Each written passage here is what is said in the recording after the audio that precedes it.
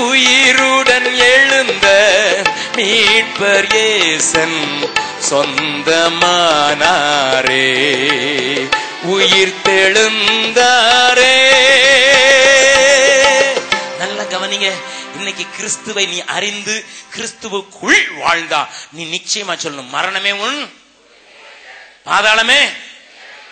என்னைய அடிச்சு கொல்ல வந்த எல்லார்ட்டையும் பலமுறை, ஆனா எல்லார்ட்டையும் நான் ஒண்ணு சொல்றேன், இவன் நில்லு கொஞ்சம். நீ என்னைய அடிச்சு கொன்னுட்டா நான் அவரோட போயிருப்பேன், நான் உயிரோட இருந்தா அவர் என் கூட இருப்பார். என்னப்பா டிஃபரன்ஸ்? ஒரு நக்சல் பாரிகளின் தலைவன் என்னைய சந்திக்க வேண்டும் என்று விரும்பினான். அவன் தன்னுடைய பாடி கார்டோடு கூட வந்திருந்தான். பாடி கார்டு AK-47 வந்திருக்கிறான். நானும் அவனும் ஒரு இடத்துல இருந்து பேசும்போது ஒரு சின்ன ஆலயத்தை பிரதிஷ்டை செய்ய நான் ஒரு கொஞ்சம் உள்ளக்குள்ள இன்டீரியரா போயிருந்தேன். 15 பேர் துப்பாக்கி சுத்தி அவனை பிடிச்சு நின்றாங்க. இவன் பயங்கர அறிவாளி, பயங்கர எல்லா உலகத்தையும் தெரிந்தவன். சபைக்குள்ள என்ன நடக்கும்னு தெரியும், ரோமன் கத்தோலிக்க சர்ச்சில் என்ன நடக்குது, பெந்தேகோஸ்தே சர்ச்சில் என்ன நடக்கலாம் தெரியும். அவ்வளவு தெரிஞ்ச அவன் உட்கார்ந்து என்னையா அப்படின்னு சொல்லி என்னோடு கூட தர்க்கம் பண்ணிக்கொண்டே இருந்தான். தர்க்கம் பண்ணிக்கொண்டிருந்த போது நான் கேட்டேன், இந்த பாரு, நான் இயேசு கிறிஸ்துவுக்கு சொந்தமா இருக்கிறதுனால எனக்கு மரணத்தை குறித்து ஒரு துளியும் பயம் இல்லை. நான் உலகம் முழுவதும் சுத்தி வரேன், எத்தனையோ நாடுகளுக்கு போயிட்டேன், எத்தனையோ மாநிலங்களுக்கு போயிட்டேன், ஃப்ரீயா சுத்தி வரேன். என் கையில ஒரு பேனா கத்தியும் இல்லை. ஆனா உனக்கு உயிரை குறித்து இவ்வளவு பயம், அதனாலதான் உனக்கு ஒரு பாடி கார்டு, உன்னை சுத்தி கார்டு, அதுக்கு வர காடு. நீ ஊருக்குள்ள இருக்க முடியல, உனக்கு ஊருக்குள்ள இருக்க முடியலையே, உனக்கு ஒரு பாடி கார்டு, உனக்கு ஒரு கார்டு, அதுக்கு பிறகு இத காட்டுக்குள்ள உட்காந்துக்கிட்டு இருக்க. நான் கேட்டேன், நீ நல்ல புருஷனா இருக்கியா உன் பெஞ்சாதிக்கு? நீ உன் பிள்ளை 1.5 வயசுன்னு சொல்றிய, எப்பதான் பிறந்ததுன்னு சொல்றிய, அதுக்கு நீ நல்ல தகப்பனா இருக்கியா? இந்த நாட்டுக்கு நல்லவனா இருக்கியா? போ சொல்லு. நான் கிறிஸ்துவுக்குள்ள இருக்கனால என் மனைவிக்கு நல்ல கணவன், என் பிள்ளைகளுக்கு நல்ல அப்பா, இந்த தேசத்துக்கு நல்ல குடிமகன். யாருடா பெரியவன் சொன்ன உடனே அழுதுட்டாரு. அந்த பாடி கார்டு சொல்றான், வா வா வா, இவன் உங்களை கிறிஸ்தவன் ஆயிட்டான் போயில தெரியுதுன்னு. அவர் சொன்னார், கிறிஸ்தவன் ஆக்க போகல, கிறிஸ்தவன் ஆயிட்டேன். அல்லேலூயா. இன்றைக்கு கிறிஸ்துவுக்குள் அவர் வாழ்ந்து கொண்டிருக்கிறார். கரங்களை தட்டி ஆண்டவரை மகிமைப்படுத்தலாமா? ஏன்னா உனக்கும் எனக்கும் மரணத்தை குறித்து பயம் இருக்க கூடாது. பக்கத்து வீட்டுக்காரத்துல செத்து போனவன் ஓய்யோ போயிட்டீங்களே நீனும் அப்படி அழுதினா, ஹலோ, சிலர் என்னைக்கோ போனவனுக்கு இன்னைக்கு நினைவஞ்சலி கொடுத்து பால் ஊத்தி அதை கொண்டாடி மற்றவங்களை அள வச்சு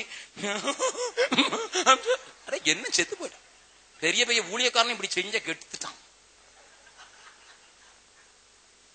ஹலோ ஹலோ ஹலோ, மரணம் என்ன அசைக்கிறது இல்லையா? ஆதி கிறிஸ்தவர்களை மரணம் அசைத்ததில்லை. ஆமா, சிங்கத்துக்கு போட்டா போடுறியா, வெட்டி போடுறியா? என் வேதம் சொல்லுகிறது, பழைய ஏற்பாட்டு பரிசுத்தவான்கள் அப்படி இருந்தார்களாம், அவர்களை காட்டிலும் மேலானவர்கள் அவர்களை குறித்து சொல்லுகிறது. என்ன சொல்லலாம்? வாசிக்கலாம். எபிரேயர் 11வது அதிகாரம், எபிரேயர் 11வது அதிகாரம் 36 37 38. வேறு சில நிந்தைகளையும் அடிகளையும் கட்டுகளையும் காவலையும் அனுபவித்தார்கள். கல்லறி உண்டார்கள், வாளால் அறுப்புண்டார்கள், பரீட்சை பார்க்கப்பட்டார்கள், பட்டயத்தினாலே வெட்டப்பட்டு மரித்தார்கள், செம்மறியாட்டு தோள்களையும் வெள்ளாட்டு தோள்களையும் போர்த்துக்கொண்டு திரிந்து குறைவையும் உபத்திரவத்தையும் துன்பத்தையும் அனுபவித்தார்கள். உலகம் அவர்களுக்கு பாத்திரமாய் இருக்கவில்லை. போதும். ஏன்னா மரணம் வந்தா நல்லது, இந்த உலகத்துக்கு நான் சொந்தக்காரன் அல்ல, உலகம் எனக்கு பாத்திரம் இல்லையா. நான் போகிறது பரலோகமே என் சொந்தமே என்று காண்பேனோ, பரலோகமே என் சொந்தமே என்று காண்பேனோ, என் இன்ப இயேசுவை நான் என்று காண்பேனோ, பரலோகமே என் சொந்தமே என்று காண்பேனோ. ஓட்டத்தை ஜெயமுடன் நானும் ஓடிட அருள் செய்வார். ஓட்டத்தை ஜெயமுடன் நானும் ஓடிட அருள் செய்வார். விசுவாச பாதையில் சோராமல் ஓடிடுவே. விசுவாச பாதையில் சோராமல் ஓடிடுவே.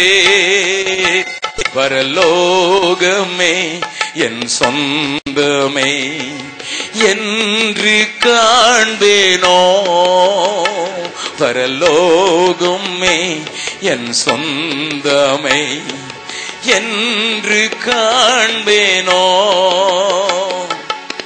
என் ஆசை மகள் ஒருத்தி தன்னுடைய 7வது வயதிலே மரணத்தோடு போராடி கொண்டிருந்தாள்.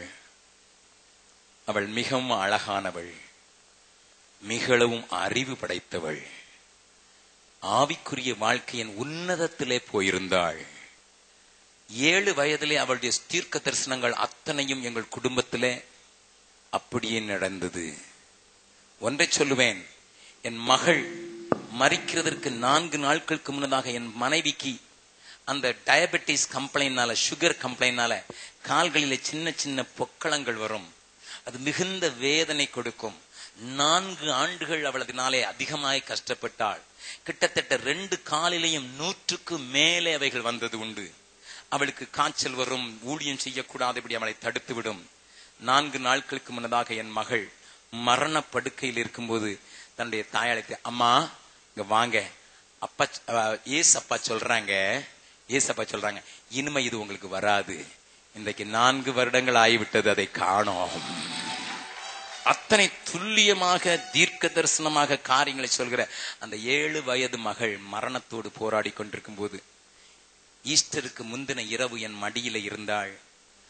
அவள் சொன்னாள், அன்றைக்கு சனிக்கிழமை இரவு, அப்பா என் பேரை ஜீவ புஸ்தகத்துல நான் பாக்குறேன்னு சொன்னா. நான் அப்படியாமன்னு சொன்னேன். அவள் அதற்கு பிறகு மரிக்கும் முன்னதாக அவள் சொன்னாள், என் மடியில இருந்து அவள் சொன்னது, அப்பா உங்க மடி சுகமாவே இல்லை. It's paining. It's paining, daddy, paining. நான் சொன்னேன், ஏசப்பா மடிதாமா நல்லா இருக்கும். அவ என்ன சொன்ன தெரியுமா? அப்ப நான் அங்கேயே போறேன். அதுதான் அவளுடைய கடைசி வார்த்தை. நான் அங்கேயே போறேன். இந்த உலகம் எனக்கு நல்லா இல்ல, அப்பா மடியே எனக்கு நல்லா இல்ல, ஆண்டவருடைய மடிதான் சொந்தம். இந்த நம்பிக்கை எங்கிருந்து ஐயா வந்தது? இயேசு மரித்து பாதாளத்தில் இறங்கி பாதாளத்தின் திறவுகளை தன் கையில எடுத்து பரதேசை உண்டாக்கி இருக்கிறதுனால் அல்லவோ தேவ ஜனமே. அதனாலதான் என் அருமை சகோதரன் வெஸ்லி பாட்டு நடத்தும் போது ஒண்ணு சொல்லிக்கிட்டே இருந்தாரு. என்ன சொல்லணும்? அவர் என்னை கொன்று போட்டாலும் என்ன செய்வேன்? நம்பிக்கையா இருப்பேன். ஹல்லேலூயா, ஹல்லேலூயா. அக்கினியில நாங்க சுட்டரிக்கப்பட்டாலும் நாங்க வணங்க மாட்டோங்க. பக்கத்துல இருக்கும் சொல்லுங்க, மரணத்தை குறித்த பயம் உங்களுக்கு இருக்கவே கூடாது.